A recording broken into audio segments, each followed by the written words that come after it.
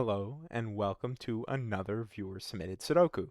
This is another Sudoku submitted by 24, which is by 24, and it contains the X windmill rule set.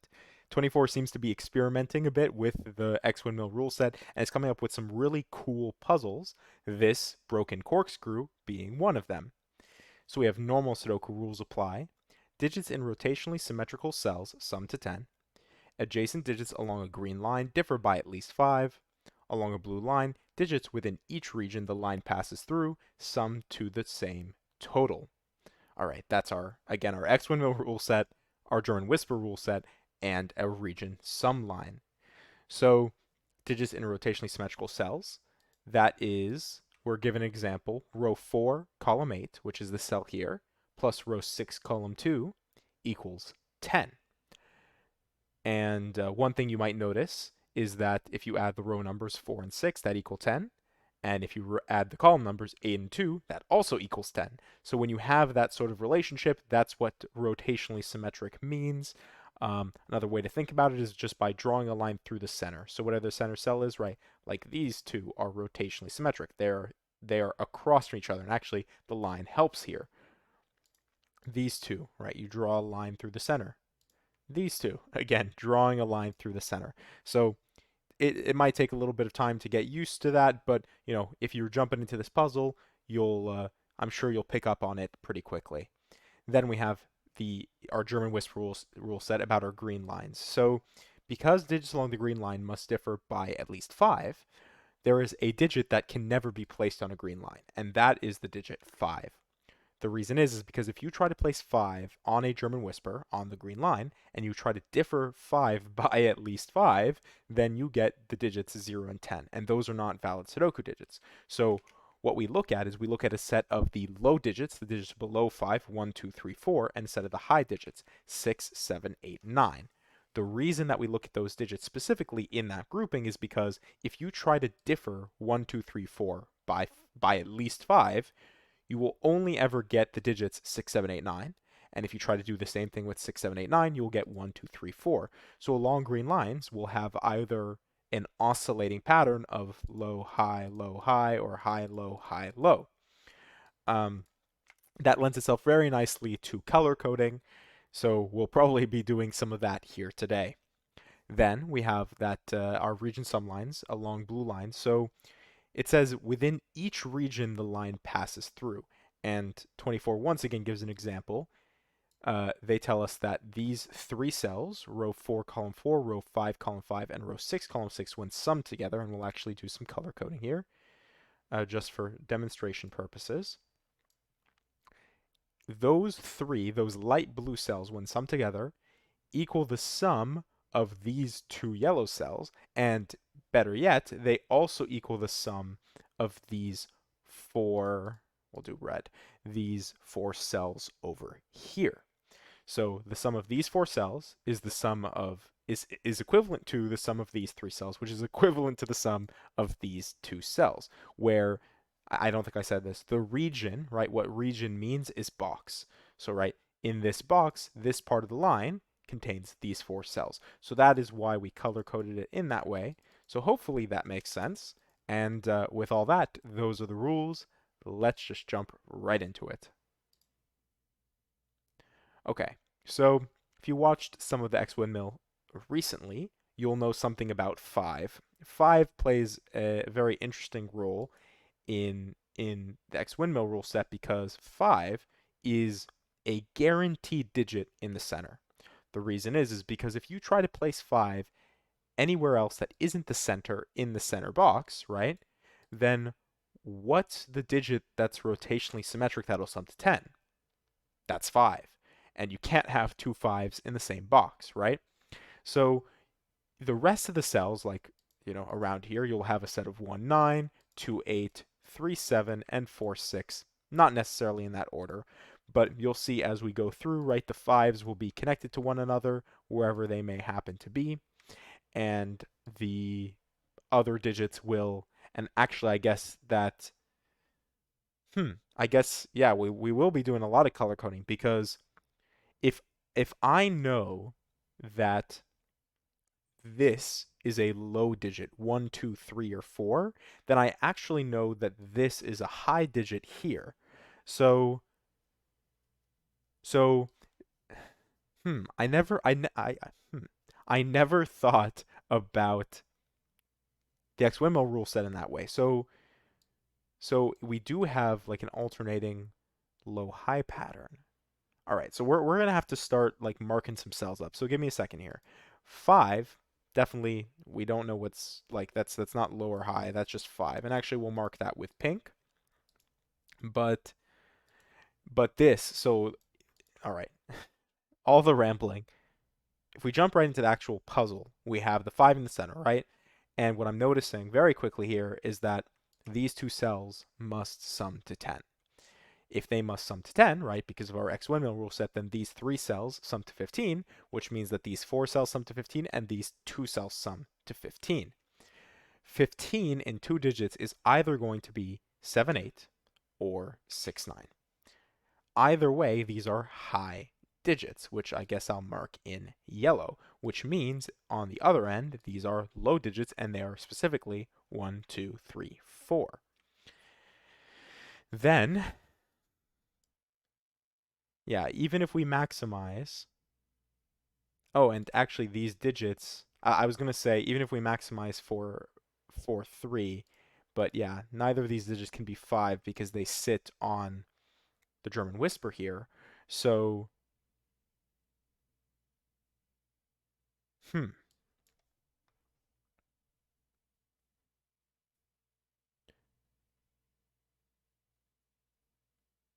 Let me think about this for a moment. We don't.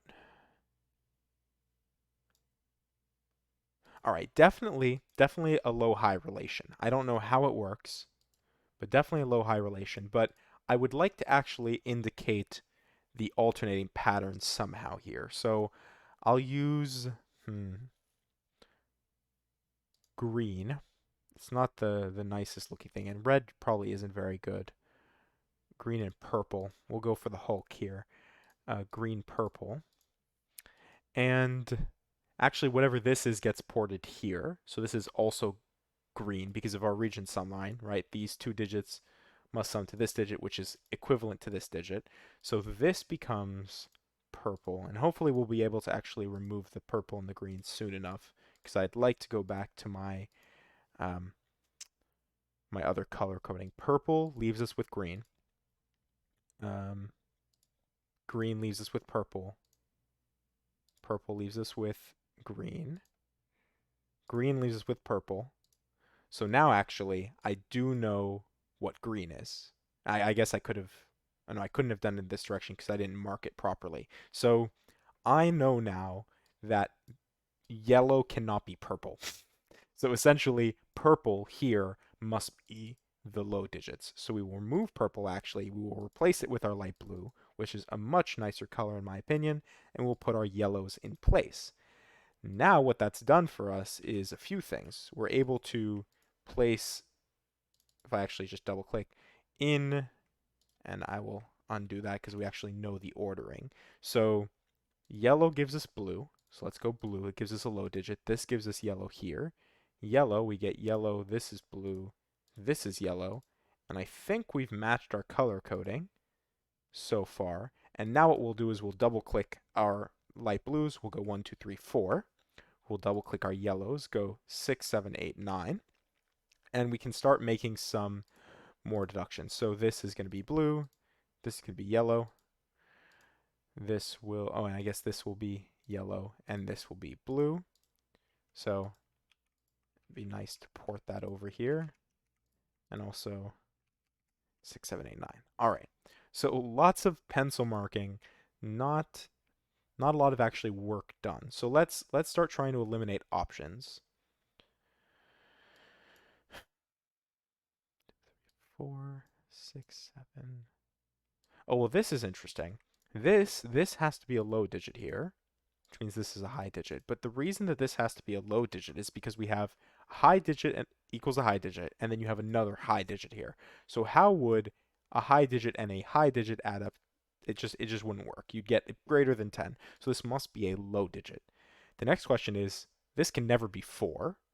Because even if this was the lowest that it could be 6, this would still break. And actually, this can't be 4 and this can't be 6 because of German whisperage, right? Because if we tried to place a 4 here, so 4 and 6 are extremes on German whispers. 4 can only ever sit next to 9, 6 can only ever sit next to 1. So what that does for us is it tells us if we tried to place 4 here, it would give us double 9 and that would break, and the same thing with 6 for double 1. So that does eliminate 4 and 6 respectively from here. Probably the center is a better place to do that though, because this can't be a 4, double 9. This can't be a 6 because double 1. Can this be a 6? 6, 6, 1. Oh no, but then how? So this actually, not even by German whisperage, but just by the rules here, this can't be 6, because how would 6 plus something else equal 6? It wouldn't work, right? So this at most is 7, 8, 9.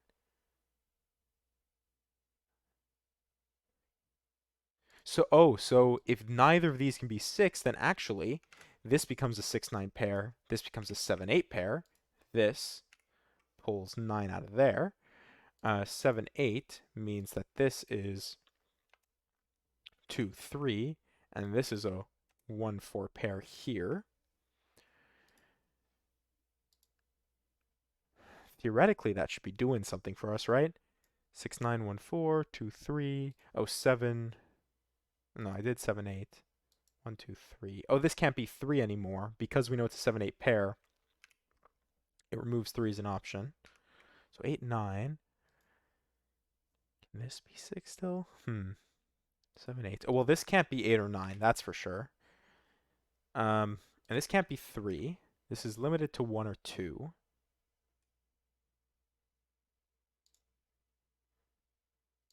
6. Yeah, this could be 6. This could be... Oh, wait, this can't be 4 anymore. Oh, and it can't be 3, because 6 or 7 limits us here.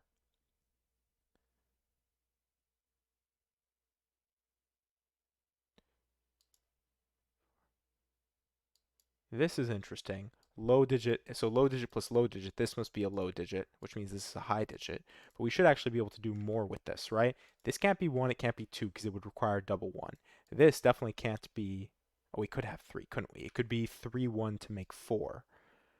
Or it could be 2, 1 to make 3. But definitely no matter what, there's a 1 somewhere here. 4, 1, 2. 4, 9. 6, this can be double 1. I think I've said that that's okay.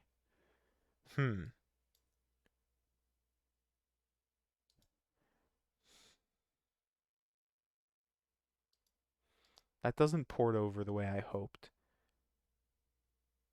Something here has given it to us.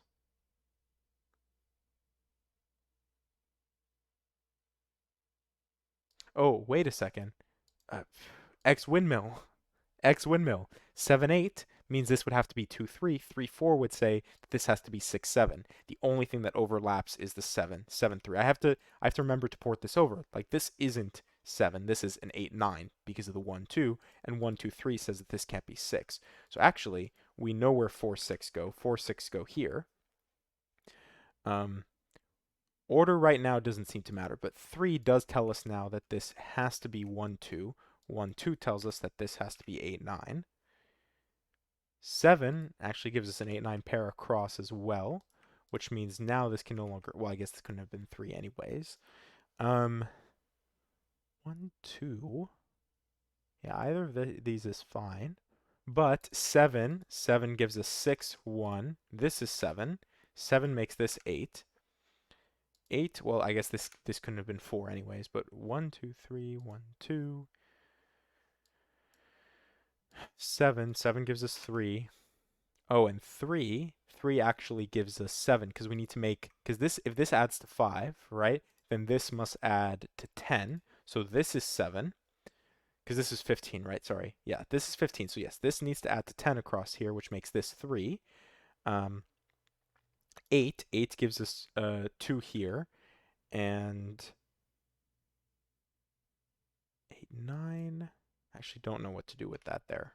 Oh, 8, 9 pair actually does do something interesting. 1, 2 gives us 4 here. 4 here gives us 6 here. 6 tells us this has to be won by um, by German Whisper. 9 doesn't do anything for us here. 1, 2 again is still allowed. That's fine. Oh, but 9. Here we go. 9, 8, 9, 8, 9. 9, again, 1, 2 doesn't matter, but because of our X windmill, it tells us 1 goes here and 2 goes here. 1, 2, 1, 4, 4, 1, 6 actually gives us 9, 6. And that's all adding up the way we expect it to. 1, 9. And then actually what are we missing? We're only missing 8 and 5. So that's interesting. 5, 8 pair, and this is a 5, 2 pair. All right, that's a lot of that's a lot of work. And actually I think we've pretty much isolated all of the oh, and okay, and this is how we do this German whisper here because I was gonna say we've isolated everything except for this last little German whisper, but actually we know a lot about this. Um, 9, 6, 8, and 7 all stare here, which means it has to be a low digit. 1 and 4 are already staring at it, which means this is 2, 3. Um, 2, 3. This can't be 7. It definitely can't be 6. So this is 8 or 9. 8 or 9 leaves us with 1, 2, with 2, 3 giving us 7, 8. So let's actually color code that respectively. Did I do that correctly? Yeah. All right. And now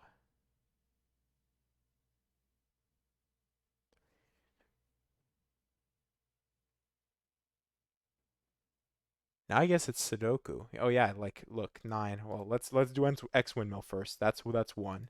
But after that, we have a bunch of Sudoku that we can do. I see 9s staring here to give us 9 here. 9 here gives us 1 here. 1s should be almost done, right? Theoretically. Hmm.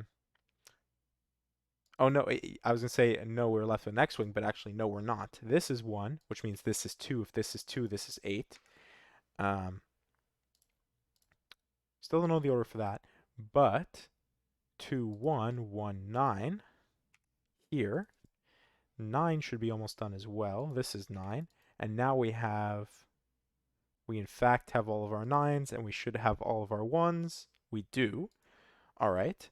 Now, we've done 1s, we've done 9s. Let's look at 2s. We can do 2, which means we can do 8. Can we continue with 2s is the question. We can. Ah, here we go. And the 2 we just got gives us 2, 5. We get double 5s in the corners with 8 here. 2 now should be... Oh, no. Maybe not fully resolvable. Okay. So, 2 is not resolvable. I don't think 8's resolvable either. So, yeah, we can't resolve that just yet. Oh, wait, we can. Sorry, because this needs to be 4. I forgot to, once again, I've forgotten to port this over. So now, if that's the case, we do know where 2 goes. If 2 goes here, then 2 goes here, 2 goes here, 2 goes here, which makes this 3, this, this 7 here, to 8, to be our matching pair. And now, oh, we're still missing a single 8 here. So now we have 9 8s, and we should have 9 2s. We have 9 2s, and now we're missing 3, which, All right, I don't see 3s, which means 7s ain't gonna happen either. So 4, 6 maybe needs to be our helping hand. This is 4, this is 6. 4, 4 goes here, 4 goes here, 6 goes here, and I guess I left conflict checker on. Um, what am I missing now? 5, 7. Oh, and 5, 7 in this order we know. This is 7, this is 5, this is 7. 5 gives us 5, 5, 3, 5, 3. And then, actually what I'll do, 1, 2s are done. 8s, 9s are done. 3s were slowly but surely working on. 3, 7. 3, 3, 7. And 7 goes here. 3 goes here. And yeah, we're coming up on the close, I think. 3s are done. 7s are done. Why is this? That should be yellow, yeah. Or did I mess up on color coding something here? I guess so. Um, oh, I just accidentally color coded all the 7s blue. That's why I'm like, what the heck is going on? So let's look at 5s, because I should be able to finish off 5s. I can. 5 goes here, and 5 goes where? Here. So these 4 are 5s. And now 4s and 6s will have to do it for us. So this is 6. This is 4. This is 6. This is 4. This is 6. This is 4. This is 6. And before we place our final 4, and actually our final digit of the Sudoku, we will finish our color coding. We will place 4, and we are done. 17 minutes and 54 seconds with Broken Corkscrew by 24. So an amazing application of the X windmill rule set. I'm loving what 24 has been doing with this. And yeah, hopefully you tried this one for yourself. It it played really nicely with the low high of the German Whisper. I definitely did not see that relation um, the first time building with this rule. So now with that possibility opened up and that idea, it could make for some very very interesting Sudokus. But anyways, I hope you enjoyed and thank you for watching.